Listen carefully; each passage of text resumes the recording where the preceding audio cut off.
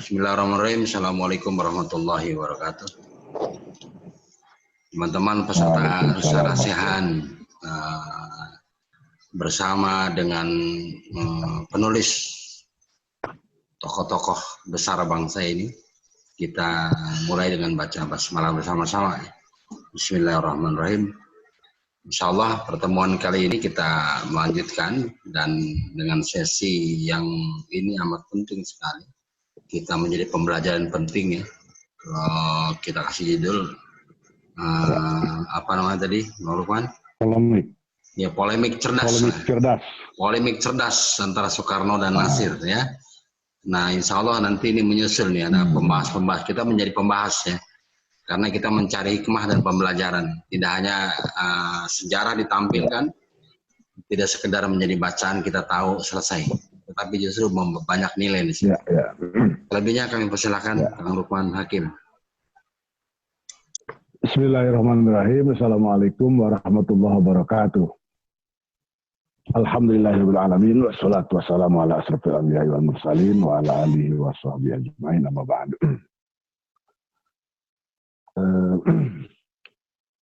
Seperti kita ketahui, antara Bung Karno dengan M. Natsir itu pernah terjadi polemik.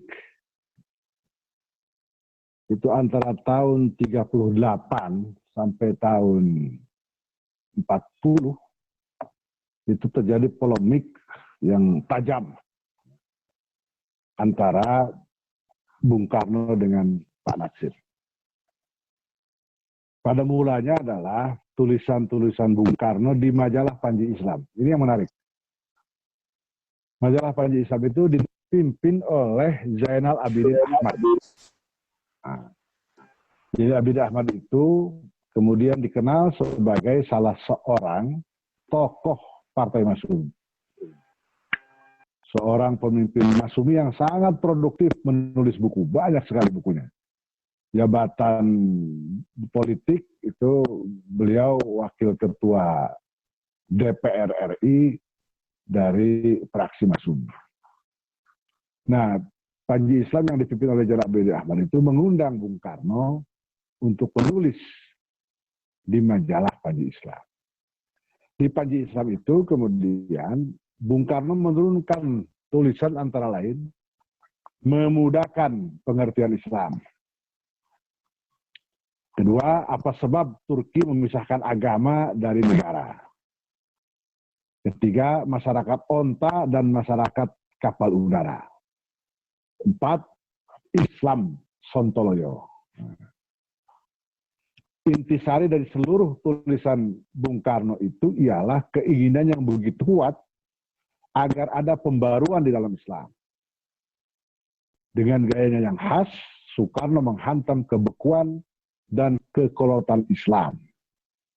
Dan untuk itu Soekarno banyak merujuk ke Turki di bawah pimpinan Kemal Atatürk. Rangkaian tulisan Soekarno itu mendapat respon dari sejumlah penulis. Pemimpin Partai Islam Perti, Haji Sirajuddin Abbas, itu mengkritik tulisan Soekarno yang berjudul Memudahkan Pengertian Islam. Kritik Sirajuddin Abbas dimuat dalam majalah Perti Suwarti. Ustadz Hasan, guru M. Natsir, merespon tulisan Bung Karno dengan menurunkan tulisan berjudul Membudakkan Pengertian Islam yang dimuat berseri di majalah Al-Lisan. Tengku Muhammad Hasbi As-Siddiqi yang kita kenal sebagai seorang tokoh hukum Islam, ulama yang alim ini, merespon melalui tulisan yang dimuat dalam Laskar Islam. A. Mukhlis menulis tanggapan di Panji Islam. M. Natsir menulis di majalah bulanan Al-Manar. Belakangan diketahui A. Mukhlis itu nama samaran M. Natsir. M. Natsir atau A. Mukhlis membalas hantaman palu godam Soekarno dengan serangkaian tulisan. Pertama, cinta agama dan tanah air. 2. Ikhwanus Shafa. 3. Rasionalisme dalam Islam. 4. Islam dan akal merdeka. Dan 5. Persatuan agama dengan negara.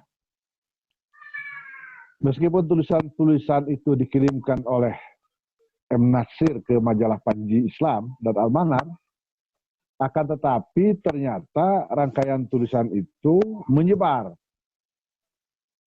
lantaran dikutip dan dimuat ulang oleh berbagai majalah Islam. Kalau zaman sekarang itu mungkin di-share. Nah, kan? Tulisan itu kita posting kemudian di-share. Di antara 5 tulisan M. Nasir yang berhadapan langsung dengan tulisan Soekarno, apa sebab Turki memisahkan agama dan negara, ialah persatuan agama dengan negara. Jadi tulisan Soekarno, apa sebab Turki memisahkan agama dari negara, dijawab oleh Pak Nasir dengan tulisan berjudul Persatuan Agama dengan Negara.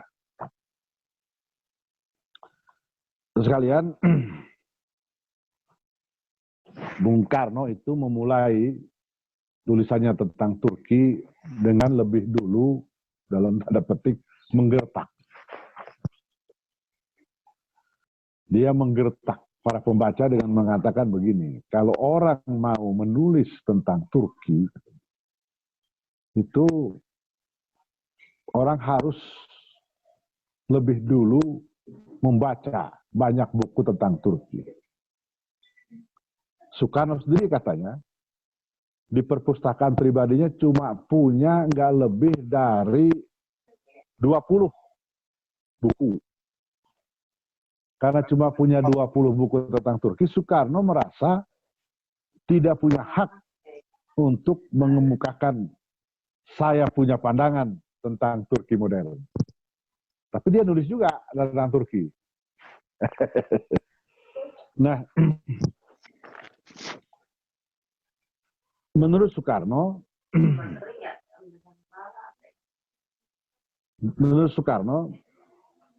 di Turki itu penyebab kemunduran Turki itu adalah penyalahgunaan Islam. Dia misalnya melihat sholat 5 waktu di masa sebelum Turki modern sering dijadikan alasan disalahgunakan untuk menarik diri dari macam-macam pekerjaan. Alasan bolos dari pekerjaan. Demikian juga dengan ibadah puasa di bulan Ramadan. Ya, karena di bulan Ramadan itu selain diwajibkan berpuasa pada siang hari, umat Islam juga diajarkan untuk memperbanyak ibadah pada malam hari. Banyaklah kaum muslimin Turki di masa lalu yang tidak tidur sampai subuh untuk mengejar tambahan pahala. Maka keesokan harinya orang-orang menjadi lemas dan malas. Nah, gara-gara puasa, perdagangan dan transportasi di Turki menjadi kendor. Itu kata Soekarno. Jadi kata Soekarno, rakyat Turki yang mayoritas Muslim itu mempunyai kepercayaan fatalisme yang merusak ekonomi Turki. Guru-guru agama Islam Turki selalu mempropagandakan kehidupan yang anti kaya. Guru-guru agama Turki menyusahkan berjalannya peraturan kesehatan rakyat. Jadi nggak usah ikutlah peraturan-peraturan itu. 4, rakyat Turki, kata Soekarno, penuh dengan tahayul dan khurafat. 5, rakyat Turki merasa puas dengan undang-undang Islam mereka, tidak merasa perlu mengambil aturan-aturan lain yang lebih baik. Kiai-kiai Turki, kata Soekarno, semuanya sontoloyo. Nah, jadi, kemudian dia memuji-muji Kemal Atatürk. Jadi kata dia, tradisi Islam yang sudah puluhan abad lamanya itu dimatikan oleh Kemal Atatürk dengan satu catatan, dengan satu coretan kalam saja. Ini pendapat Soekarno. Tidak lama sesudah Panji Islam menurunkan tulisan Soekarno, Nasir mengangkat pena di bawah judul Persatuan Agama dengan Negara. Pertama-tama Natsir mengomentari mengenai puluhan buku yang jadi syarat, ya, jadi prasyarat sebelum seseorang mengungkapkan pendapatnya tentang Turki. Kata Natsir, nah ini coba perhatikan, ini menarik ini. Membaca dan membaca itu ada dua. Ada orang yang membaca saja seumur hidupnya, tetapi tidak mendapat apa-apa dari yang dia baca itu. Malah makin banyak membaca, semakin menjadi bingung. Kata Pak Natsir, ibarat kucing dibawa ke Mekah. Sepulangnya ke tanah air, tetap mengeong juga. Sebaliknya ada orang yang bacaannya tidak terlalu banyak, akan tetapi dia pandai mengatur bacaannya, sanggup pula dia memilih sumber-sumber pembacaannya sehingga pembacaannya lebih berhasil dan lebih efektif. Nah, menurut Natsir, membatasi beberapa buku yang harus dibaca sebelum seseorang membahas sesuatu atau turut mengatakan pendapatnya mengenai masalah itu sebuah cara yang dibikin-bikin, sangat dibikin-bikin, dan tidak memberi jaminan atas jernih dan objektifnya pendapat yang akan lahir. Nah, jadi dengan sekali tulisan itu Pak Natsir sudah membantah itu.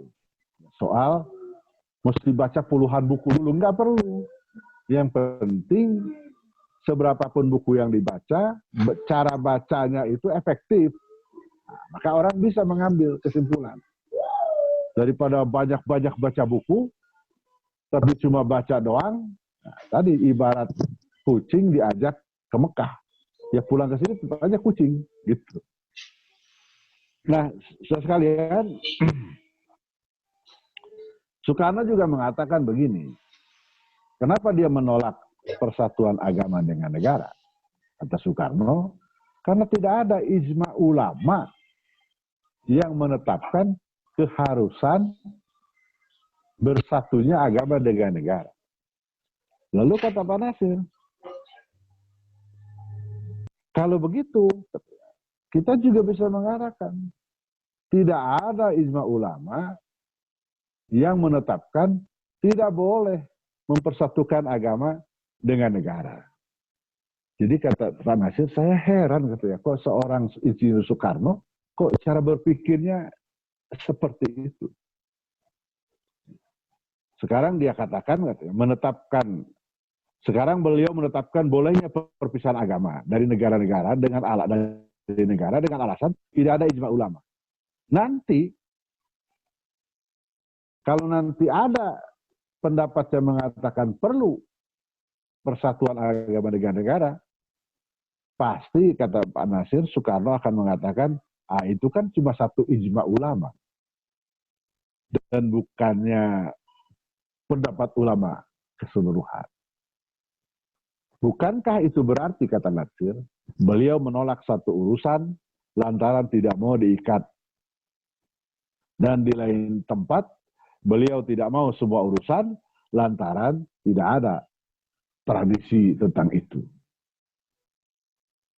Selanjutnya Natsir bertanya, jika tidak ada ijma ulama tentang agama dan negara harus bersatu, mana pulakah ijma ulama tentang agama dan negara yang harus terpisah? Kan tidak ada juga.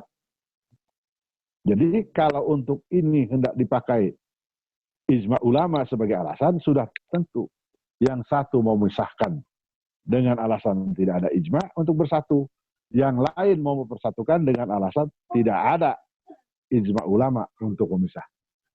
Jadi kita lihat itu argumennya itu luar biasa. Sering orang memakai logika, kata Pak Natsir. Dulu di Turki ada persatuan agama dengan negara. Buktinya ada khalifah. yang konon juga menjadi Amirul Mukminin. Akan tetapi waktu itu Turki mundur. Tidak modernis, sakit, bobrok, sontoloyo. Sekarang di Turki agama dipisahkan dari negara. Lihat bagaimana majunya, bagaimana modernnya dan lain sebagainya. Maka politik Kemal Atatürk itu sudah betul. Dalam hal ini Natsir menegaskan pendiriannya. Kata Pak Natsir, suatu negeri yang pemerintahannya tidak memperdulikan keperluan rakyat, membiarkan rakyatnya bodoh dan dungu, tidak mencukupkan alat-alat yang diperlukan untuk kemajuan, dan yang para pemimpinnya menindas rakyat dengan memakai Islam atau ibadah sebagai kedok, sedangkan kepala-kepala pemerintahan itu sendiri penuh dengan segala macam maksiat dan membiarkan tahayul serta khurafat merajalela sebagaimana keadaan Turki di zaman para sultan yang terakhir, maka kata Natsir, pemerintahan semacam itu bukanlah pemerintahan Islam. Islam tidak menyuruh dan tidak membiarkan orang menyerahkan urusan kepada yang bukan ahlinya. Islam tidak menyuruh dan tidak membiarkan pemerintahan negeri diserahkan kepada orang-orang yang penuh dengan khurafat, tahayul, dan maksiat. Jadi kalau ada suatu pemerintahan yang zalim, yang bobrok seperti di Turki zaman dinasti Utsmani, bukan yang demikian itu yang hendak dijadikan contoh bila kita berkata bahwa agama dan negara harus bersatu. Pemerintahan seperti itu tidaklah dapat diperbaiki dengan memisahkan agama daripadanya seperti dikatakan Soekarno. Jadi kata Soekarno, karena sudah kayak begitu hancurnya, maka harus dipisahkan agama dengan negara. Kata Natsir, bukan itu jalan keluarnya. Sebab apa? Sebab memang pemerintahan yang demikian itu, pemerintahan yang tidak memperhatikan kesejahteraan rakyat, yang zalim kepada rakyat, walaupun dipimpin oleh sultan yang mengaku Islam, kata Natsir, pemerintah seperti itu memang sudah lama terpisah dari agama. Suatu masyarakat yang sudah kosong dari agama. Apanya lagi dari agama itu yang akan dipisahkan, kata Pak Natsir. Yang mesti dipisahkan dari sana ialah kejahatan, maksiat, istibdad, kemusyrikan, kelombaan, ketamakan, dan kesombongan yang telah merajalela. Jadi ringkasnya kata Natsir, bagi kita kaum muslimin, negara bukanlah suatu badan yang tersendiri yang menjadi tujuan. Dan dengan persatuan agama dengan negara, kita maksudkan bukanlah bahwa agama itu cukup sekedar dimasuk-masukkan. Sekedar supaya ada. Bukan itu. Negara, tulis Natsir lebih lanjut, bagi kita bukan tujuan. Jadi perhatikan itu. Natsir berpendapat negara itu bukan tujuan, tetapi alat. Nah, urusan kenegaraan pada pokoknya dan pada dasarnya adalah satu bagian yang tidak dapat dipisahkan dari Islam. Kesempurnaan berlakunya undang-undang ilahi, baik yang berkenaan dengan peri kehidupan manusia sendiri sebagai individu ataupun sebagai anggota dari masyarakat. Baik yang berkenaan dengan kehidupan dunia yang fana ini ataupun yang berhubungan dengan kehidupan kelak di alam baka. Jadi negara itu, kata Pak Natsir, bukan tujuan. Dia cuma alat untuk mencapai tujuan-tujuan Islam. Yaitu kesejahteraan umat, lahir dan batin, tegaknya ajaran Islam. Nah, pikiran inilah kemudian nanti oleh Natsir itu dibawa ke Masyumi. Ketika berdiri Partai Masyumi, kemudian tujuan Masyumi pertama sekali itu kan ketika didirikan itu Tujuan Masyumi itu yang pertama mempertahankan kemerdekaan. Yang kedua menegakkan ajaran Islam. Itu. Baru pada tahun 50, ya, tahun 40-an lah, 49 barangkali begitu. Jadi sudah beberapa tahun baru rumusan itu dia ubah oleh Nasir. Itu pikiran Nasir. Karena tahun 40-an dia sudah mengatakan ini. Kesempurnaan berlakunya undang-undang ilahi baik yang berkenaan dengan kehidupan manusia sendiri sebagai individu ataupun sebagai anggota dari masyarakat. Tujuan Masyumi nanti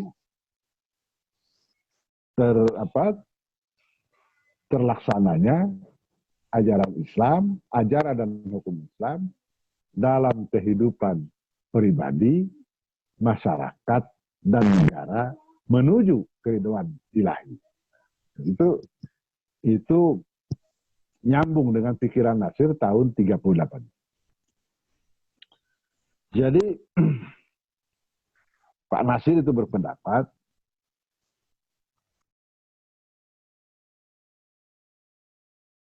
agama itu harus memberi arah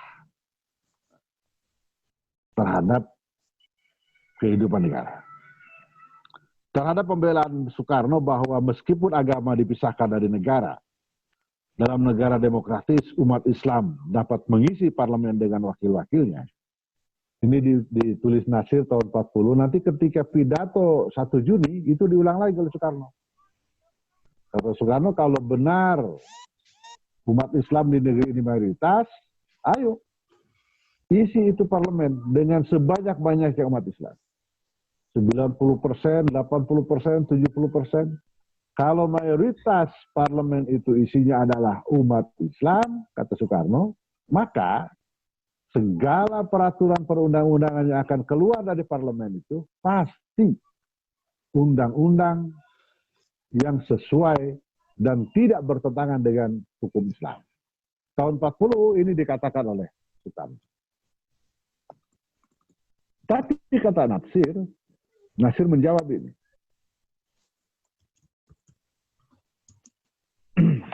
Ya, jadi Nasir menjawab, mengingatkan bahwa, kata Nasir, demokrasi memang baik. Akan tetapi sistem kenegaraan Islam tidak menggantungkan semuanya kepada kerahiman installing, itu bahasa Belanda. Tidak menggantungkan semuanya kepada kerahiman perangkat-perangkat demokrasi. Islam memang bersifat demokratis, kata Nasir. Dalam arti bahwa Islam menentang otoritarianisme, menentang istibdad, menentang absolutisme, dan menentang segala bentuk kesewenang-wenangan. Akan tetapi, itu tidak berarti dalam pemerintahan Islam semua urusan diputuskan semuanya kepada musyawarah parlemen. Dalam parlemen negara Islam, kata Nasir, tidak akan dipermusyawarahkan lebih dulu apakah yang harus menjadi negara. Tidak perlu diputus menunggu keputusan parlemen. Apakah minuman keras akan dilarang atau tidak? Apakah perjudian dan pornografi akan diberantas atau tidak? Apakah perzinahan akan diberantas atau tidak? Itu nggak perlu. Yang sudah jelas hukumnya itu nggak perlu lagi dibicarakan. Yang mungkin diperbicarakan ialah cara-cara untuk menjalankan semua hukum itu. Jadi bukan lagi membahas apakah minuman keras itu halal atau haram, tapi bagaimana yang perlu dibicarakan, bagaimana cara melaksanakan hukum. Adapun prinsip dan kaidahnya sudah tetap. Tidak boleh dibongkar-bongkar lagi. Tidak mesti diserahkan lebih dulu kepada hasil pemungutan suara separuh tambah 1. Jadi kata Nasir, kalau oleh karena Islam tidak hendak menggantungkan semua keputusan dan peraturannya kepada yang dinamakan demokrasi setengah ditambah 1, kalau oleh karena itu Islam tidak hendak dinamakan bersifat demokratis, ya terserah, kata Nasir. Islam adalah suatu pengertian, suatu paham, suatu begrip sendiri yang mempunyai sifat tradisi Islam. Islam ya Islam. Jadi terserah orang mau mengatakan apa, tetapi itulah Islam. Dalam rangkaian tulisan Turki, Soekarno juga antaranya menguraikan riwayat panjang bangsa Turki sejak 2000 tahun sebelum Masehi hingga datangnya kaum Nasrani dan mengenalkan sistem pemerintahan Caesaropapisme. Sistem pemerintahan di mana kaisar sekaligus menjadi paus. Paus sekaligus menjadi kaisar. Kata Soekarno, sistem itu kemudian diadopsi oleh para sultan yang berkuasa di Turki. Jadi sultan itu, dia pemimpin negara, dia juga pemimpin pemerintahan. Menurut Nasir, meskipun Caesaropapisme diadopsi oleh para sultan di Turki, bagi Nasir, sistem itu bukanlah satu ajaran. Bukan satu sistem dalam politik kenegaraan Islam. Caesaropapisme hanya mungkin tegak selama orang masih menganggap di sini ada agama, di sana ada negara, lalu keduanya dengan paksa dipersatukan. Nah, itu cara berpikir Nasir yang menarik. Jadi kalau ada Caesaropapisme itu artinya orang melihat, kata Nasir, di sana ada agama, di sana ada negara, lalu keduanya harus secara paksa harus satu. Paham Islam bukan begitu, kata Nasir. Ajaran Islam adalah urusan kenegaraan adalah satu bagian. Satu integriran diri dari Islam itu sendiri. Ala kulli hal, kata Pak Nasir, Islam tidak menghendaki Caesaropapisme. Islam tidak menghendaki dualisme. Dan Islam sedikit pun tidak menghendaki kemerdekaan menurut terminologi Kemal Pasha. Menutup tulisannya, tangkisannya terhadap rangkaian artikel Insinyur Soekarno mengenai Turki dan gerakan politik Atatürk, Nasir mengingatkan bahwa masalah agama dan negara memang suatu masalah yang penting. Ini tidak berarti masalah-masalah salat, puasa, zakat, dan haji semata-mata masalah tetek bengek yang tidak usah dipertimbangkan sama sekali. Baik hubungan makhluk dengan khalik maupun hubungan makhluk dengan makhluk, keduanya sama pentingnya. Keduanya harus kita ketahui dan harus kita selesaikan. Kejayaan hidup di dunia dan kemenangan di akhirat, yang keduanya menjadi tujuan hidup bagi kaum muslim, hanya dapat diwujudkan apabila sempurna pertalian kita dengan ilahi. Dan baik pula perhubungan kita dengan sesama manusia. Nah, bila Soekarno mengutip Zia Cook Alim yang mengatakan kita datang dari timur, kita berjalan menuju ke barat, maka kata Nasir, baik di barat maupun di timur, kita menuju keridhaan ilahi. Itulah saya kira pokok-pokok pikiran dari Pak Nasir mengenai mengapa Islam dengan negara itu harus bersatu. Dalam hal ini saya teringat itu pendapat Pak Anwar Haryono. Anwar Haryono mengatakan begini, agama dan negara itu memang bisa dibedakan. Mana urusan negara, mana urusan agama itu bisa dibedakan. Tetapi tidak bisa dipisahkan. Bagaimana mungkin memisahkan agama dari negara? Padahal bangsa kita ini bangsa yang religius. Perdebatan mengenai dasar negara itu kan akhirnya sampai kepada kesepakatan. Ketuhanan negara ini berdasar atas ketuhanan. ketika Ki Bagus Hadikusumo pada 18 Agustus 1945 menyetujui penghapusan 7 kata ketuhanan dengan kewajiban melaksanakan syariat Islam bagi pemeluk-pemeluk. Lalu ditukar dengan ketuhanan yang Maha Esa. Sebenarnya ini harus diketahui juga. Ketika Ki Bagus menyetujui ketuhanan dengan kewajiban melaksanakan syariat Islam bagi pemeluk-pemeluknya, Ki Bagus itu meminta supaya kalimat berikutnya juga diputus.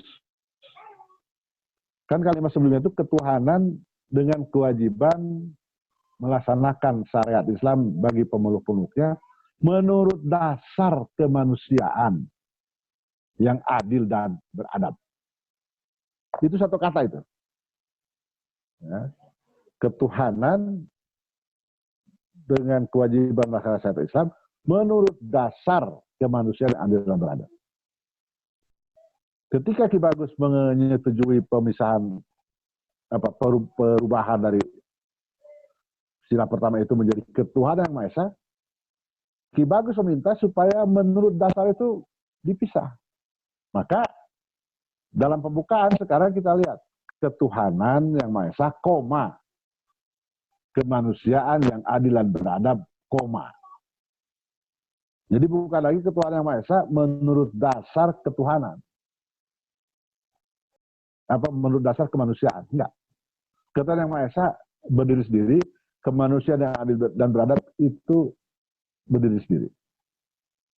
Nah ini yang oleh Natsir di Konstituante dikatakan bahwa ketuhanan itu, sila ketuhanan yang Maha Esa itu harus menjadi point of reference bagi sila-sila yang lain.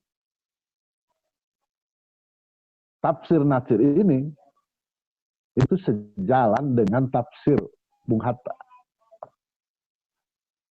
Bung Hatta mengatakan Pancasila itu terdiri atas 2 fundamen.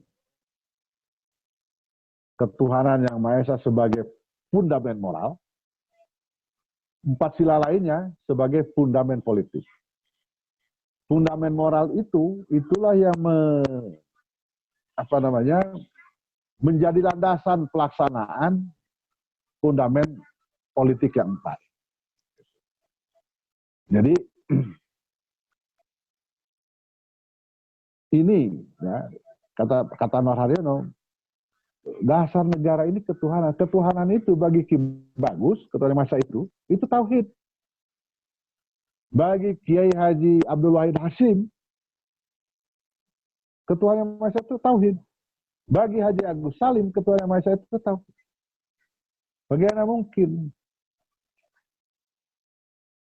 ketuhanan yang menjadi dasar dari negara kita mau dipisahkan dari negara kita? Nggak bisa. Itu sama dengan, kata Pak Anwar Haryono, itu memisahkan garam dari rasanya. Ya, memisahkan garam dari rasa asinnya atau memisahkan gula dari rasa manisnya. Itu pekerjaan yang sia-sia. Nah, saya kira itu pengantar dari saya hari ini. Mudah-mudahan nanti akan ada yang melengkapi percakapan ini sehingga kita bisa menarik manfaat yang lebih besar. Demikian dulu Pak Sekjen. Assalamualaikum warahmatullahi wabarakatuh. Waalaikumsalam warahmatullahi wabarakatuh. Terima kasih Kang Lukman. Saya kira substansinya bisa kita pahami dan cukup banyak dan mendetail ya. Ini saya perlu jelaskan. Jadi rekan sekalian, alhamdulillah ini ada Ketua Umum Parmusi Pak Usama Isam. Ya, alhamdulillah sehat ya Ketua ya. Ya, sehat ya. Ya. Terus Ustadz Farid nanti bisa dijelaskan kembali Ustadz terkait begini. Saya mau bertanya dulu ini Kang Lukman ya, sebelum mungkin bagian bisa dijawab Ustadz Farid kemarin. Perseteruan Soekarno dengan Nasir ini kan banyak di latar belakang perseteruan masalah pemahaman keagamaan Islam gitu ya, Kang Lukman ya. Ya, ya. Justru ini menarik ya, seolah-olah kita paham kalau Pak Nasir nih dia punya pemahaman yang cukup soal agama, tapi kalau Bung Karno ini yang saya baru memulai nih memahaminya. Sesungguhnya saya ingin tahu ya latar belakang dia gitu, atau perjalanan spiritual dia mungkin ya, atau pemahaman latar belakang dia seperti apa gitu, sejauh mana. Atau kalau sekarang ini dia mungkin kalau bisa ditelusuri dari kata-katanya, buku apa namanya tulisannya yang lain gitu. Ini kalau mohon maaf ini, kalau pada saat itu dikelompokkan nih kelompok mana? Kalau kita Pak Nasir kan orang yang moderat gitu ya dia pemikirannya. Bukan ekstrim, bukan ini, tapi dia moderat terhadap kebangsaan, kenegaraan itu dia apa namanya integratif gitu. Nah itu seperti apa? Yang kedua mungkin Ustadz Farid, kalau Ustadz Farid masih mendengar ini? Iya, dengar ya. Nah begini Ustadz bisa nggak menjelaskan soal, kan kalau yang kita lihat itu Bung Karno itu tertarik ya tentang gini, Islamnya itu saat itu mungkin dunia itu memahami Islam itu perspektifnya pada ini, pada Turki kali ya. Karena Turki yang paling maju, yang paling itu bisa merambah kemana-mana. Seolah-olah Islam itu di situ, kayak begitu gitu loh. Nah ini apakah punya pengaruh gitu ya? Di satu sisi mungkin kelompok lain di belakang Turki ini sejarahnya seperti apa? Sehingga punya pengaruh yang kuat bagi Bung Karno. Bahkan ketika dia, kalau nggak salah ketika ada polemik tentang Piagam Jakarta itu, dia terpengaruh dari Turki saja Islam itu sekuler lebih maju gitu lah. Nah, itulah yang kemudian dia menginspirasi untuk mungkin lebih memilih untuk tidak masukkan 7 kata itu gitu. Begitu Kang Lukman, mungkin bisa dijelaskan dulu. Silakan. Halo? Ya.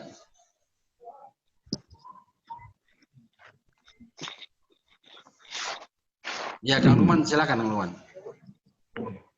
Ya, terima kasih ini. Jadi kan Soekarno ini kalau dilihat dari nasabnya ibunya itu kan orang Hindu, orang Bali. Ya. Ayahnya itu seorang penganut teosofi, orang Jawa. Jadi artinya ya seperti itulah. Nah, Soekarno kemudian, ayahnya Soekarno itu rupanya berteman dengan Cokro Aminoto. Jadi ketika Soekarno sekolah di Surabaya, Soekarno dititipkan oleh ayahnya untuk kos di rumah Cokro Aminoto. Memang Cokro ini di rumahnya itu disewakan untuk kos-kosan para pelajar, untuk orang-orang. Jadi di situ pernah kos di situ Kartosuwiryo, ya, pernah kos di situ Musso, termasuk Soekarno. Tapi menurut saya dari Cokro Aminoto, Soekarno lebih banyak belajar mengenai politik dan retorika. Di autobiografinya Soekarno itu bercerita bagaimana malam-malam dia berdiri di depan cermin, dia pidato, menirukan Cokro Aminoto. Soekarno nanti mulai belajar Islam itu justru dengan Ustadz Hasan, guru utama Persatuan Islam. Persis ini kita kenal sebagai sebuah organisasi Islam yang puritan.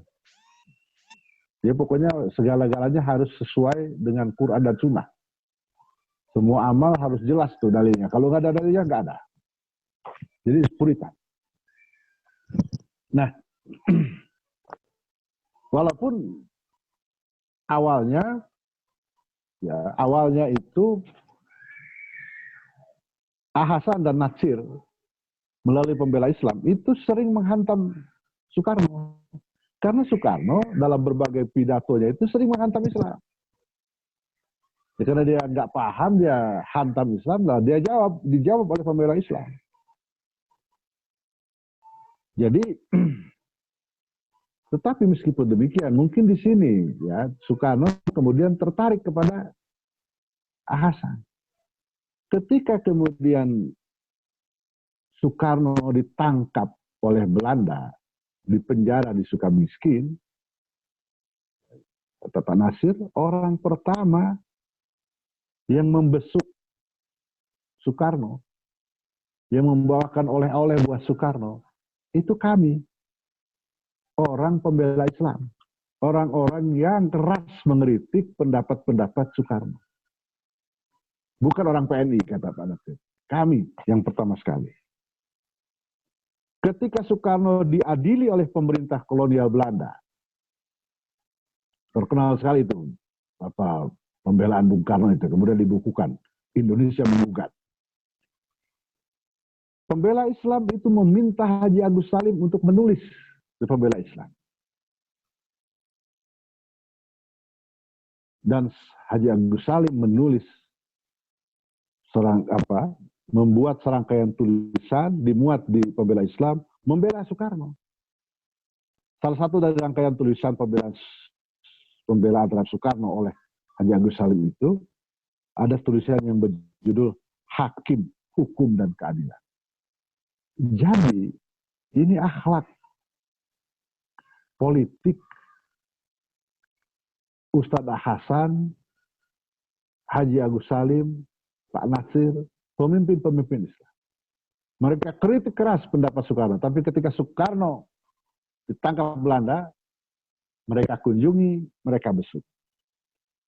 Ketika Soekarno dipindahkan ke ND, kata Pak Nasir, kami itu artinya teman-teman Persatuan Islam, Persis, mengirimkan buku-buku buat Nasir. Kami tetap menghormatinya sebagai seorang tokoh pergerakan nasional. Nggak pernah luntur itu penghormatan Persatuan Islam.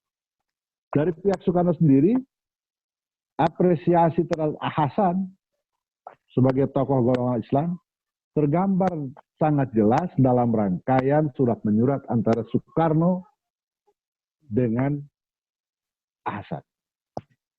Surat menyurat itu oleh Hasan, jadi mula-mula surat ini oleh Hasan. Sesudah mendapat izin dari Soekarno pada tahun 36 diterbitkan oleh Persatuan Islam. Dengan judul, ya, diterbitkan menjadi buku dengan judul Surat-surat Islam dari ND. Itu tahun 36. Kemudian tahun 64 oleh Soekarno, surat-surat Islam dari ND itu dimuat di dalam buku di bawah bendera revolusi jilid 1. Itu satu bab sendiri itu. Nah, ini tugas Ustadz Farid Okbah ini. Sayangnya surat-surat Islam dari ND itu hanya memuat surat-surat Bung Karno.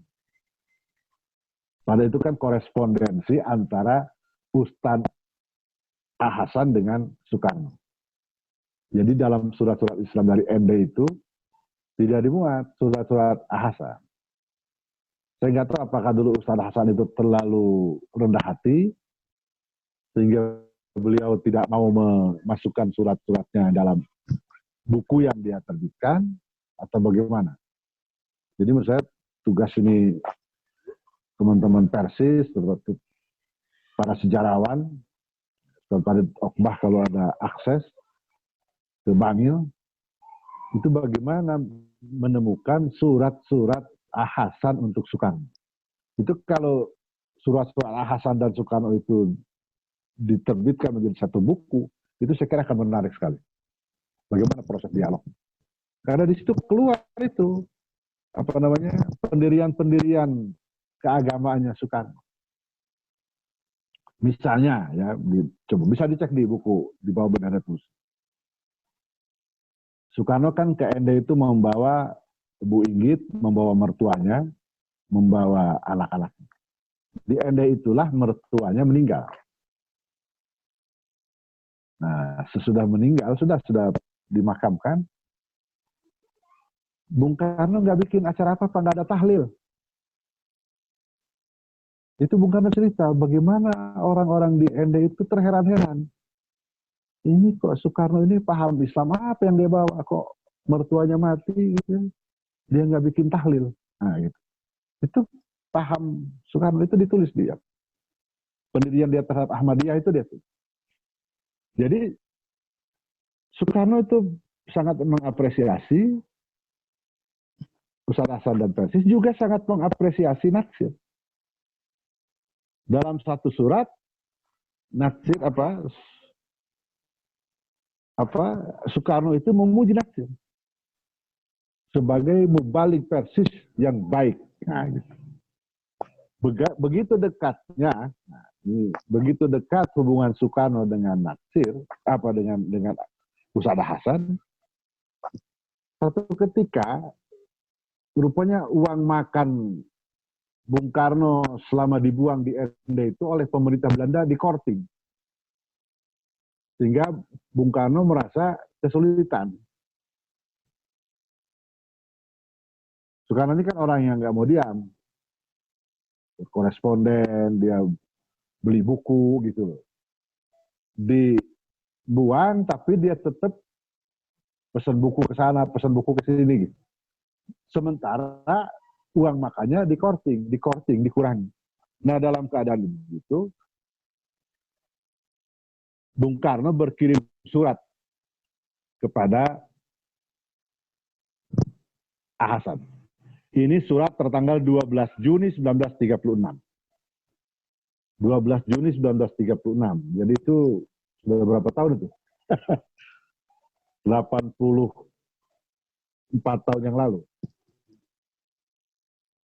Dalam surat itu Soekarno mengeluhkan keuangan rumah tangganya karena saya punya understand dikurangi. Padahal tadinya pun sudah sesak sekali kata Soekarno.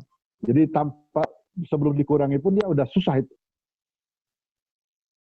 Padahal tadinya pun sudah sesak sekali buat membelanjai segala saya punya keperluan.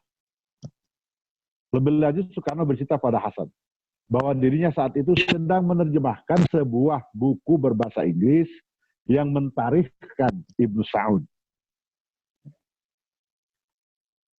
Dalam bahasa Indonesia, kata Soekarno, tebal buku itu 300 halaman. Dalam bahasa Indonesia diperkirakan menjadi 400 halaman. Soekarno yang menyebut biografi itu bukan main hebatnya. Ini kata Soekarno tuh, bukan main hebatnya itu biografi. Bercerita kepada Hasan bahwa biografi itu menggambarkan, ini kalimat langsung Soekarno. Biografi itu menggambarkan kebesaran Ibnu Saud dan Wahabisme. Menarik. Begitu rupa. Mengkobar-kobarkan elemen amal, perbuatan, begitu rupa. Hingga banyak kaum tafakur dan kaum pengeramat Hussein, CS, akan kehilangan akal nanti sama sekali. Saya nggak tahu apa yang dia dimaksud Bung Karno dengan pengeramat Hussein. Apakah yang dia maksud ini, yang dimaksud Bung Karno ini kaum Syiah? Nah, karena kalimatnya begitu, pengeramat. Soekarno dalam surat 12 Juni 36 itu meminta tolong kepada Ustadz Hasan untuk mencarikan uang. Mencarikan orang yang mau membeli kopi buku terjemahannya itu. Artinya, dugaan saya buku itu sudah selesai diterjemahkan. Tinggal cari orang buat menerbitkan. Atau barangkali saudara sendiri ada uang buat membelinya. Tolonglah melonggarkan saya punya rumah tangga yang disempitkan korting itu. Surat itu ditulis Soekarno dengan kalimat, saudara, please tolonglah. Terima kasih. Lahir batin, dunia, akhirat. Tentang Pak Nasir, dalam surat 25 Januari tahun 35, Soekarno menulis kepada Hasan Haraplah sampaikan saya punya komplimen kepada Tuan Natsir atas ia punya tulisan-tulisan yang memakai bahasa Belanda. Antara lain ia punya inlading dalam kom tot het gobet, itu diterjemahkan menjadi marilah sholat yang menarik hati. Lebih setahun kemudian, 23 April 36, Soekarno antara menuliskan harapannya kepada Hasan. Alangkah baiknya kalau Tuan punya mubalik nanti bermutu tinggi seperti Tuan M. Natsir misalnya. Jadi menurut saya itu perjalanan spiritual. Nanti di Bengkulu, ya, sesudah dari Endeh kan Bung Karno dibuang ke Bengkulu. Di Bengkulu, Soekarno menjadi guru Muhammadiyah. Nah, di situ juga sekaligus dia bertemu dengan anaknya Hasanuddin Fatmawati. Anak Hasanuddin, ketua Muhammadiyah Bengkulu.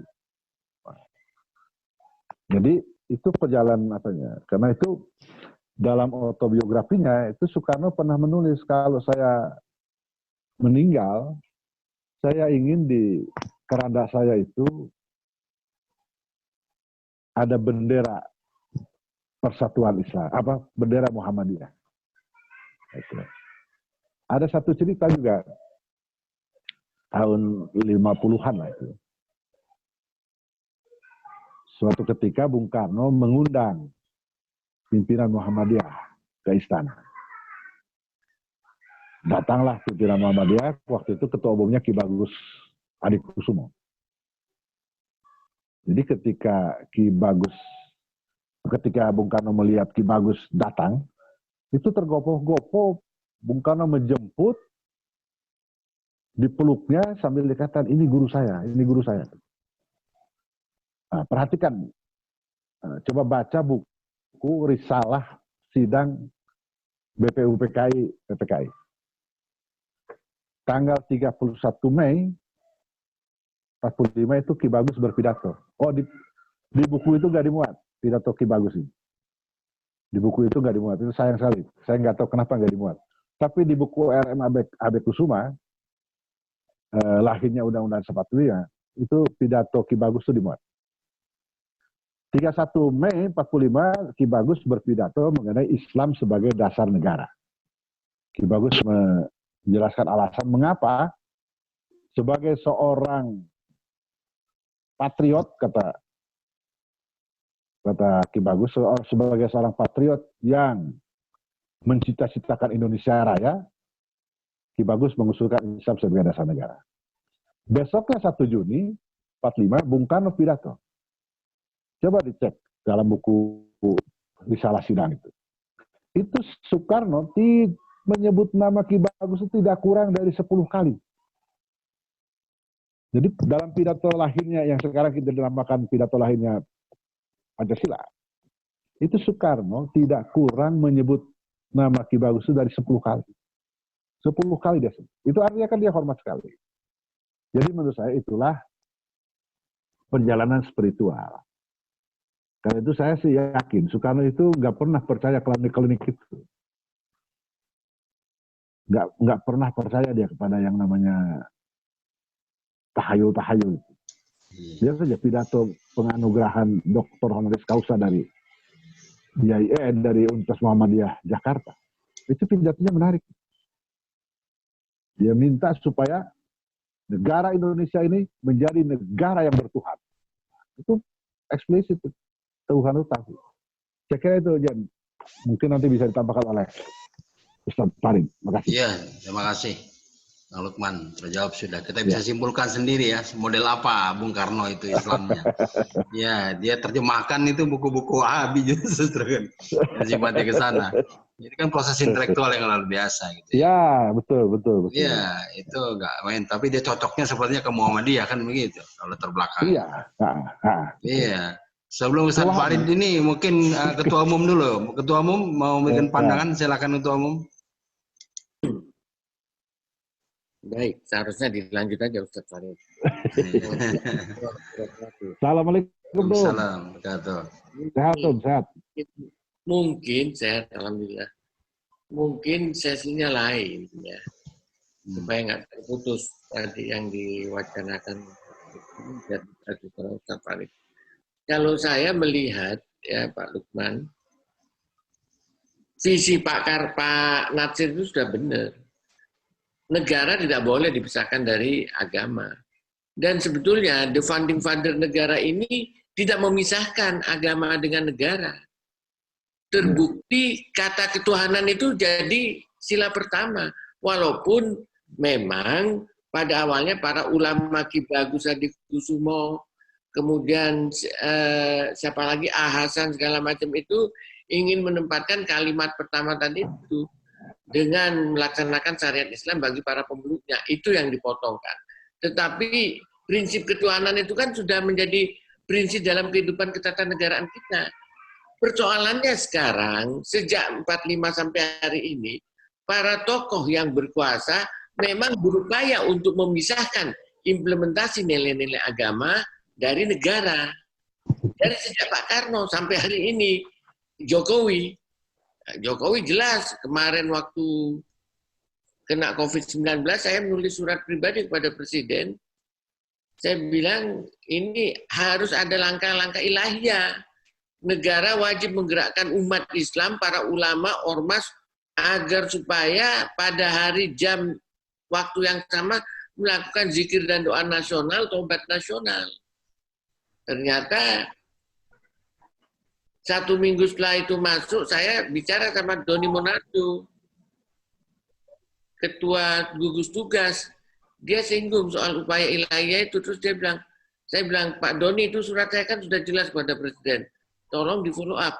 Kita sudah bahas Pak Usama itu kata dia, apalagi bukan tugas kita pemerintah, itu tugasnya Majelis Ulama Indonesia, kata dia begitu.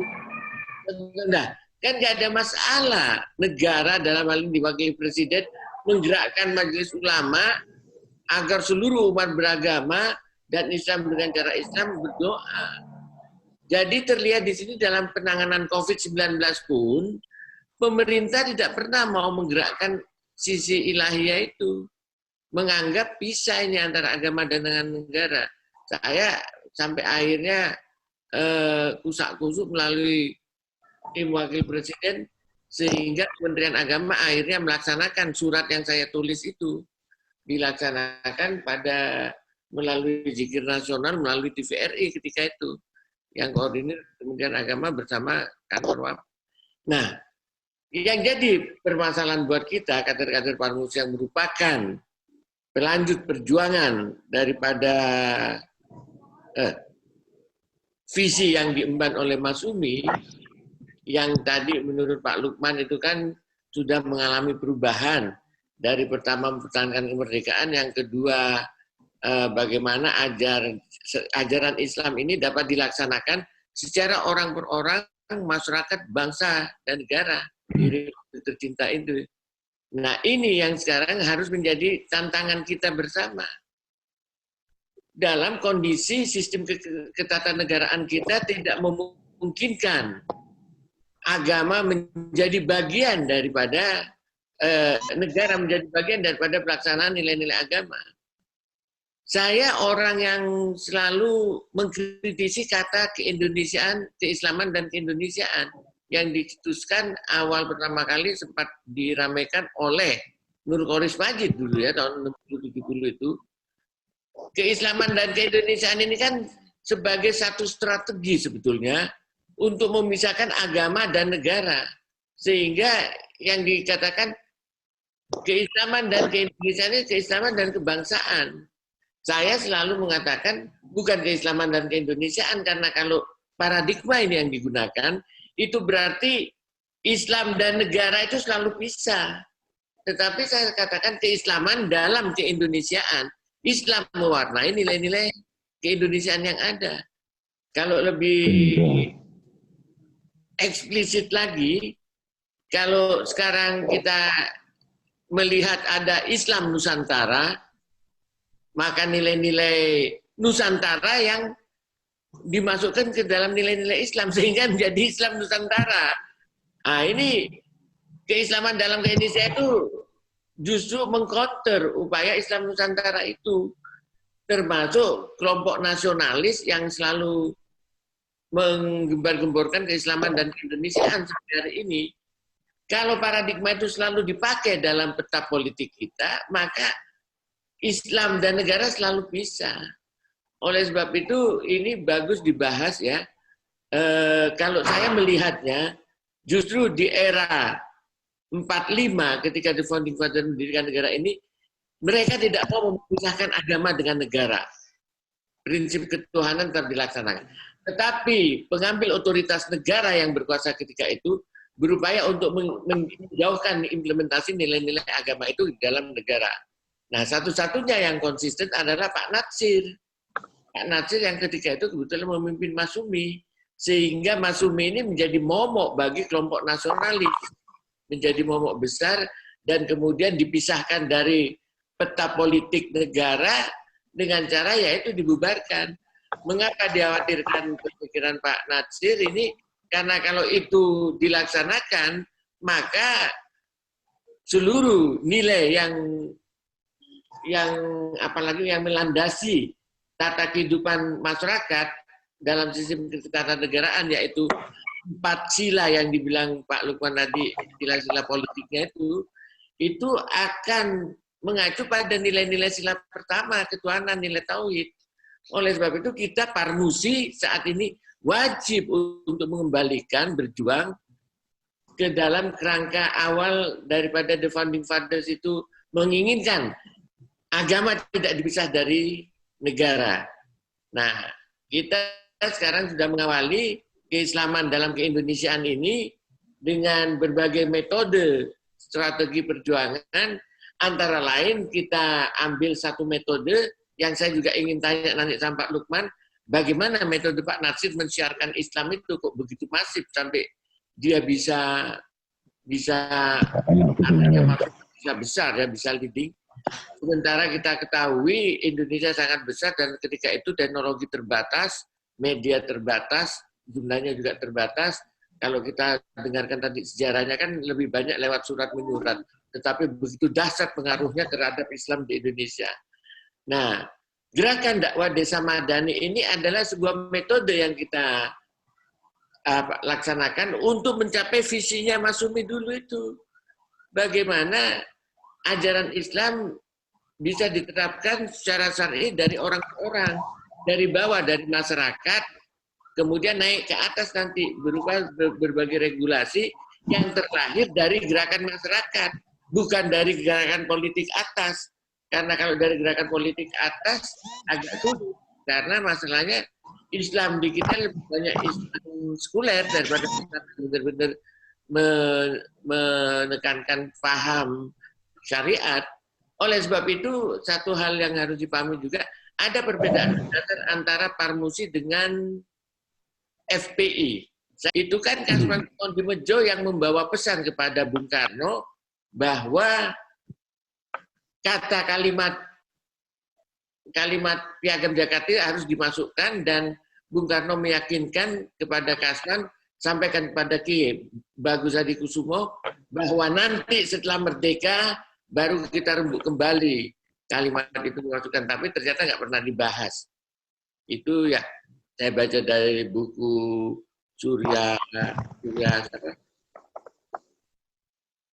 buku ilmuwan itu ya.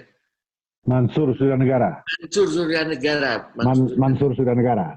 Ya, Mansur Suryanegara itu. Ya kan? Di Berkobar itu. Mansur ya. Suryanegara. Mansur Suryanegara, saya baca dari bukunya dari situ. Sehingga saya lihat saudara-saudara sekalian, justru perjuangan kita sekarang ini harus mengembalikan bagaimana syariat itu diimplementasikan secara orang per orang. Makanya saya selalu mengatakan umat Islam bersyariah, bukan NKRI bersyariah.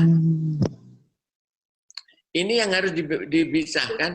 Kalau Front Pembela Islam maunya negara NKRI bersyariah, saya bilang anak keberatan karena ada konsensus nasional para ulama itu dalam rangka mempersatukan negara kesatuan Republik Indonesia yang kenyataannya dipertahankan oleh Muhammad Natsir.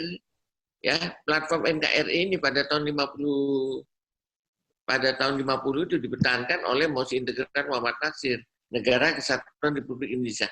Artinya apa? Para ulama kita memang tidak bermaksud untuk mendirikan negara Islam, tetapi yang diinginkan adalah bagaimana nilai-nilai syariat Islam itu bisa diterapkan di dalam umat Islam Indonesia. Ini yang sampai sekarang tidak bisa karena para otoritas mengambil kebijakan itu selalu menginginkan yang berlangsung di negara kita ini adalah paham-paham Islam sekuler. Sehingga perjuangan umat Islam yang menegakkan syariat selalu menjadi bidikan. Saya pikir ini perjuangan yang cukup panjang yang harus kita lakukan bersama. Bagaimana umat Islam bersyariah ini yang harus kita perkuat. Keislaman dalam keindonesiaan. Artinya apa? Semua pranata hidup, pranata negara ini harus berdasarkan dan tidak boleh bertentangan dengan nilai-nilai syariat Islam. Walaupun kita bukan negara Islam, ya, tetapi nilai-nilai syariat Islam itu tetap dikedepankan sebagai Islam yang rahmatan lil alamin, yang bisa juga melindungi, mengayomi agama-agama lain di Indonesia. Nah, itu semangat yang saya lihat dari apa lagi namanya, dari Mosi Integral Muhammad Nasir yang mengajukan NKRI ketika itu, Mosi Integral Muhammad Nasir. Saya kira itu Pak Lukman menarik sekali untuk kita bahas justru pada tataran implementasinya sekarang ini bagaimana sebaiknya ke depan berdasarkan sejarah yang ada. Saya kira itu Pak Sekjen ya, mungkin kesempatan antara pandangan Pak Lukman dan Ustadz Farid membahas masalah tadi, silakan dilanjut. Waalaikumsalam warahmatullahi wabarakatuh. Terima kasih Ketum. Assalamualaikum warahmatullahi wabarakatuh. Insya Allah nanti akan kita perdalam ya Ketum dengan session sendiri soal itu. Biar kita punya pemahaman teman-teman yang sama dan kemudian menilai langkah yang lebih mantap ke depannya. Kami persilakan Ustadz Farid Okbah, paling lama 10 menit nih apa Ustadz? Apa Ustadz? Ya, menarik diskusinya ini Jen, karena kita ini kan cari format ya. Dari sejarah yang ada itu mana yang benar diteruskan, yang salah diluruskan untuk mencapai satu titik. Intinya Islam itu ada pada ayat ke-115 surat Al-An'am nanti. Wa tammat kalimatu rabbika sidqan wa adla. Inti Islam itu kebenaran dan keadilan. Ya. Selama orientasi pendiri negara itu ke arah kebenaran dan keadilan, itu sudah benar arahnya ke arah Islam. Nah, tinggal caranya bagaimana itu. Nah, saya mendengar cerita Pak Lemah tentang pengaruh Turki kepada Pak Soekarno itu. Jadi begini Jen, memang pada masa Soekarno terpengaruh oleh Turki itu, posisi Turki itu di posisi yang sangat lemah keislamannya karena pengaruh Sufi Jen. Jadi dominasi di Turki itu, mengapa lemah? Sampai umpamanya orang didorong untuk sholat tahajud hanya sholat malam sehingga waktu kerjanya mereka ngantuk, capek, ya kan? Itu karena pengaruh Sufi, Jen. Orang didorong untuk lebih kepada akhirat daripada dunia. Jadi memang dominasi di Turki waktu itu dominasi Sufi, Jen. Sehingga bagi orang-orang seperti Soekarno itu tidak menarik karena bangsa ini kan butuh semangat besar, tenaga besar, kerja keras, dan tidak boleh kemudian melemah seperti itu. Makanya dibilang Islam Sontoloyo itu. Jadi itu bukan salah Islamnya, salahnya Soekarno itu nyalakan Islamnya, itu salah orangnya. Harus dibedakan antara Islam dan Muslimin. Muslimin Sontoloyo mungkin, tapi kalau Islam nggak mungkin Sontoloyo. Islam itu adalah pedoman hidup. Bahkan bahasa Belandanya itu. Ya suka dibawa oleh Pak Nasir itu. Ya. Nah itu pedoman hidup. Pedoman hidup ini kan mengatur seluruh rangkaian kehidupan yang tidak dimiliki oleh agama lain atau ajaran lain. Dari mulai pribadi sampai skop negara, sampai skop peradaban umat manusia. Rahmatul alamin itu. Nah itu. Jadi memang pola pengaruh Sufi itu cukup kuat didominasi kehidupan beragama orang-orang Turki itu. Makanya sekaligus disekulerkan oleh pihak Mustafa Kemal Atatürk. Nah ada dua tinjauan Jen. Kalau kita mau lihat tinjauan Al-Quran, hanya ada 3 kemungkinan. orang mukmin beriman yang ingin menjalankan syariat Allah secara totalitas, ya itu namanya sabil mukminin, atau penentangnya kaum kafirin, kaum kufar. Nah, di tengah itu ada munafikin. Ya, itu kalau bahasa Al-Qur'annya, Soekarno masuk kelompok yang mana itu? Ya, kalau Pak Natsir masuk kelompok mukminin itu, sabil mukminin dengan diikuti oleh para ulama itu. Nah, penentangnya itu kafirin itu. Tetapi yang ragu-ragu ini, tengah-tengah ini, munafikin. Kalau bahasa Al-Quran terlalu tegas itu. Mungkin yang kedua aja, kita pakai bahasa sosiologis. Bahasa sosiologis itu begini, dari tulisan-tulisan para penulis barat ini. Mereka membagi aktivis muslim itu menjadi 4. Pertama, fundamentalis. Pak Nasir itu masuk fundamentalis.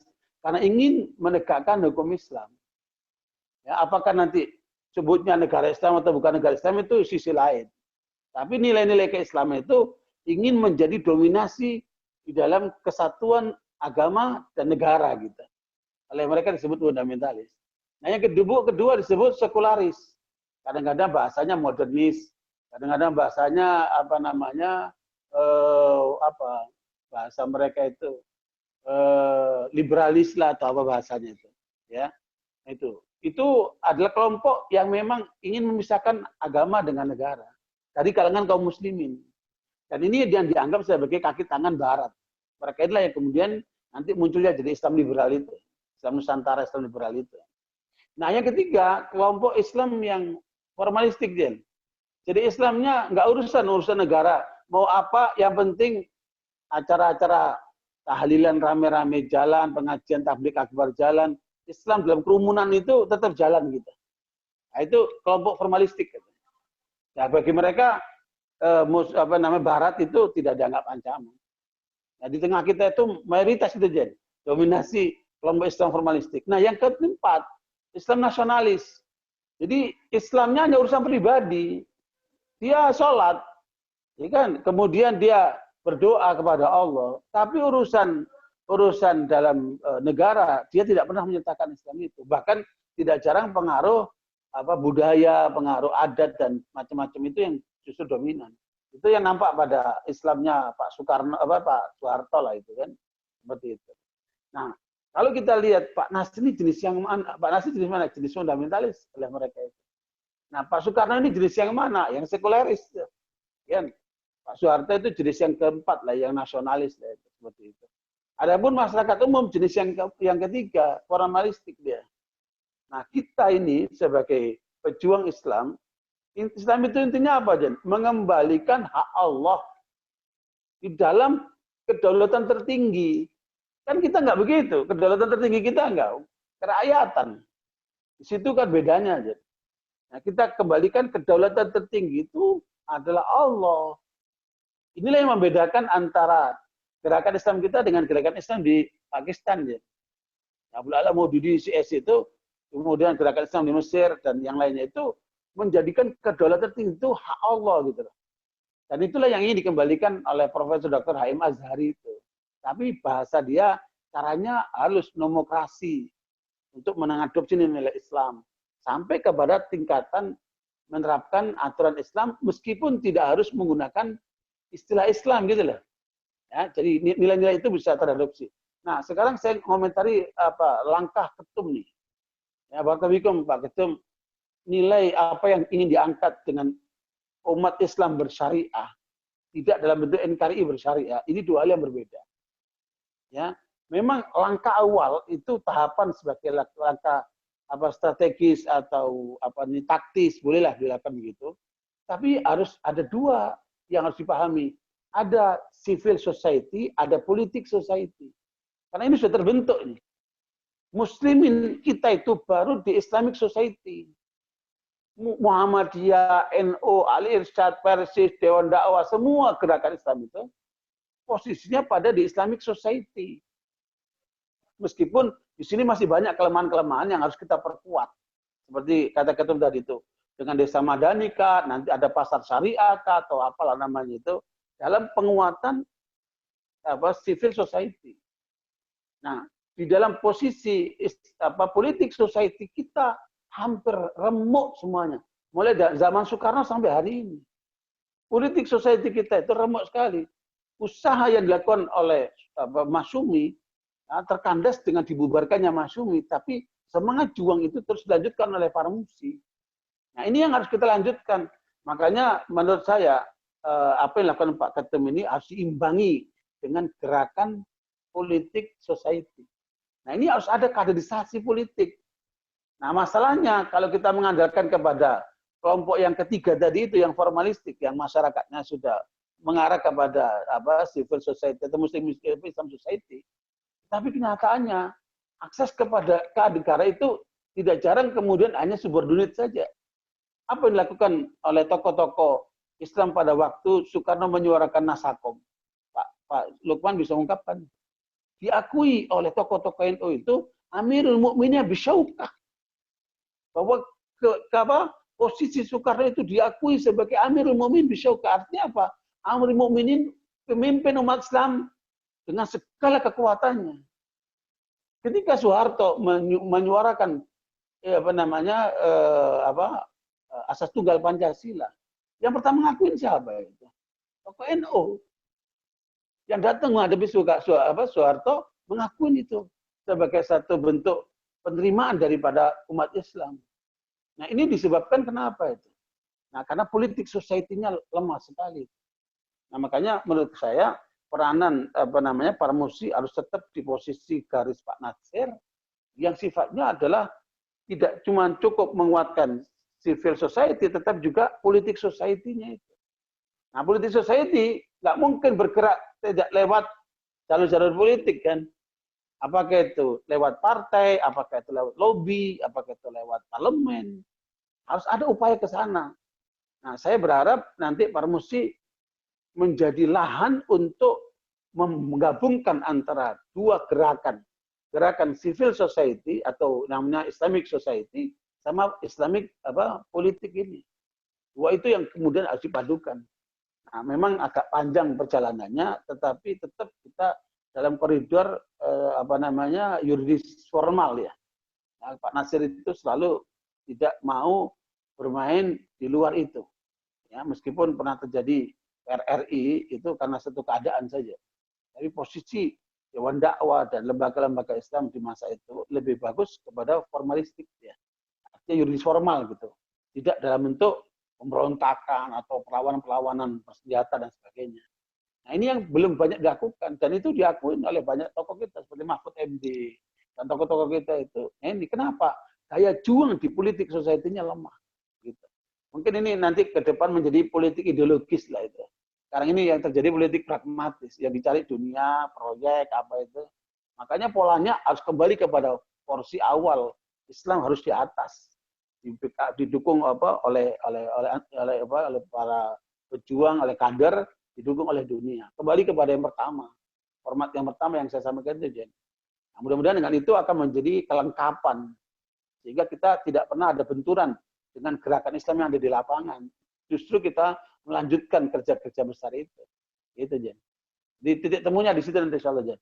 Adapun masalah kemampuan, masalah spiritual Soekarno segala macam, terus terang saja pengetahuan Soekarno tentang Islam itu lemah sekali. Ya, meskipun apa yang didapatkan itu lebih daripada surat, baca buku. Artinya Islam itu kan harus ada gurunya, Jen. Ya, sementara dia nggak punya gurunya. Natsir itu kuat karena punya guru namanya Hasan. Dan Hasan itu jangan lupa, dia bukan orang politikus yang ngejar kekuasaan. Hasan itu pendebat ulung di masanya untuk berdebat terkait dengan masalah fikih. Jadi dia fikih oriented sebenarnya Hasan itu. Politik itu karena tertarik aja oleh Pak Natsir, oleh tokoh-tokoh itu. Sebenarnya aslinya itu dia bukan orang politikus dia. Dia ulama yang lebih orientasinya fikih begitu. Nah, di sini juga ada titik kelemahan. Nah, saya lihat ketika Ahmad Surkati itu meninggal dunia, Soekarno datang, hormat dengan Surkati. Karena tahu Surkati ini gurunya Hasan. Surkati ini gurunya juga Ahmad Dahlan. Surkati ini gurunya para ulama yang besar di masa itu. Gitu. Nah, makanya perlu kita lengkapi lah perjalanan sejarah bangsa ini supaya kemudian potensi keulamaan itu dominasi atau kuat ya di dalam membangun kekuasaan. Karena ada 4, Jen. Posisi ulama itu ada 4. Ulama yang penguasa, itulah Khulafaur Rasyidin. Abu Bakar, Umar, Utsman, Ali, Umar Khattab, Umar bin Abdul Aziz, itu mereka ulama, mereka juga penguasa. Kedua, pada posisi ulama penguasa, tapi bukan ulama, tapi mereka menghormati ulama. Itu yang terjadi pada masa Harun ar-Rasyid itu. Ulama-ulama diminta pendapatnya, kemudian mereka diadopsi lah gitu. Bagi ulama didukung. Nah, yang ketiga, masa Imam Syafi'i, masa Ahmad bin Hanbal, penguasa musuh ulama. Ulama dipojokkan, dipenjarakan luar biasa, digebukin habis. Nah, itu masa 3. Yang keempat, yang terjadi sekarang ini, Jen. Ulama dikadalin oleh penguasa. Ulama dimanipulasi oleh penguasa. Karena apa itu? Masalah penguasaan di politiknya itu lemah. Nah, di sini jangan sampai terjadi. Kalau bisa kita kembali kepada porsi awal, penguasa juga ulama, atau minimal yang kedua, penguasa jangan musuhin ulama, tetapi ada kerjasama. Nah, perpaduan inilah yang mungkin sementara yang bisa kita lihat di Indonesia itu. Wallahu a'lam bishawab. Terima kasih Ustaz. Kami silakan Kang Lukman, ini 5 menit Kang Lukman, paling lama. Saya mau nambahkan aja begini. Tentang Soekarno. Ini menarik. 1 Juni 45 dia menawarkan Pancasila. Itu dalam Pancasila, dalam konsep Soekarno, ketuhanan itu, sila ketuhanan, itu ada pada posisi terakhir. Ketika diperas menjadi Trisila, ketuhanan itu juga pada posisi terakhir. Ketika diperas lagi menjadi Ekasila, gotong royong, ketuhanan hilang. Nah, tapi ketika kemudian BPU PKI membuat tim 8 untuk menginventarisir usul-usul dari anggota, ternyata banyak sekali yang mengusulkan supaya negara ini berdasarkan ketuhanan dengan berbagai variasinya. Ada yang mengusulkan Islam sebagai agama negara, ada yang mengusulkan Islam sebagai dasar negara, ada yang mengusulkan ketuhanan sebagai dasar negara. Itu jadi ada sekitar dari 11 usul itu ada sekitar 7 itu mengusulkan ketuhanan sebagai dasar negara. Oleh karena itu, ketika kemudian Panitia 9 merumuskan sila ketuhanan menjadi sila pertama, ketuhanan dengan kewajiban melaksanakan syariat Islam, itu dengan mudah itu diterima. Menurut saya di sini pertama sekali Soekarno mengoreksi pendapatnya. Pendapat awal dia kan ketuhanan itu sila terakhir. Tapi sebagai ketua Panitia 9 dia setuju ketuhanan menjadi sila pertama. Nanti ketika hasil Panitia 9 dibawa ke rapat besar BPU PKI ditolak oleh Latu Harhari, CS, itu Soekarno yang pasang badan membela Piagam Jakarta. Jadi karena itu, ketika nanti 18 Agustus hasil Panitia 9 itu dipersoalkan lagi, itu dalam lobi Soekarno nggak ikut. Coba baca bukunya Pak Kasman itu, 75 tahun Kasman, hidup itu berjuang. Menurut Kasman, itu Soekarno nggak ikut dalam lobi itu. Yang melobi itu Bung Hatta. Menurut saya masuk akal kalau Bung Karno nggak ikut. Kenapa? Nggak punya muka dia. Bagaimana dia yang pasang badan membela Piagam Jakarta, kok sekarang tiba-tiba mau dimentahkan. Jadi dengan mengikuti proses ini, saya tuh dengan saya yakin betul bahwa otaknya Piagam Jakarta itu Soekarno. Itu bisa dikaji dari sini. Nanti di konstituante, Soekarno juga yang kemudian membuat konsideran itu, dekret 5 Juli, bahwa Piagam Jakarta 22 Juni 1945 menjiwai Undang-Undang Dasar 45 dan merupakan satu kesatuan dengan konstitusi. Ketika oleh Kiai Haji Ahmad Syaihu dari Partai NU ditanya, itu apa arti dari menjiwai? Apa arti Piagam Jakarta menjiwai Undang-Undang Dasar? Perdana Menteri Juanda mengatakan, itu artinya terhadap sila ketuhanan yang Maha Esa dapat diberi arti ketuhanan dengan kewajiban melaksanakan syariat Islam bagi pemeluk-pemeluk. Dan itu artinya, kata Perdana Menteri Juanda, tidak boleh ada satupun peraturan perundang-undangan di negara Republik Indonesia ini yang bertentangan dengan syariat Islam. Dengan jawaban itu clear. Maka pada 22 Juli 1959, DPR secara aklamasi menyatakan menerima dekret Presiden 59. Masyumi mengatakan, sejak saat ini Masyumi menerima dekret dan sejak saat ini menyatakan tunduk dan patuh kepada Undang-Undang Dasar 45 dan meminta semua, termasuk Presiden juga untuk patuh. Saya kira itu Pak Sekjen, tambahan. Terima kasih. Assalamualaikum warahmatullahi wabarakatuh. Tidak perlu kita simpulkan ya. Terima kasih Kang Lukman. Sebagai narasumber, para pembahasnya ini Ketua Umum Bapak Usama Islam dan Ustadz Farid Al-Bahbah. Kita tutup bersama-sama dengan baca kafaratul majelis. Subhanakallah bihamdika asyhadu an la ilaha illa anta astaghfiruka wa atubu ilaik. Assalamualaikum warahmatullahi wabarakatuh. Selamat berbuka puasa.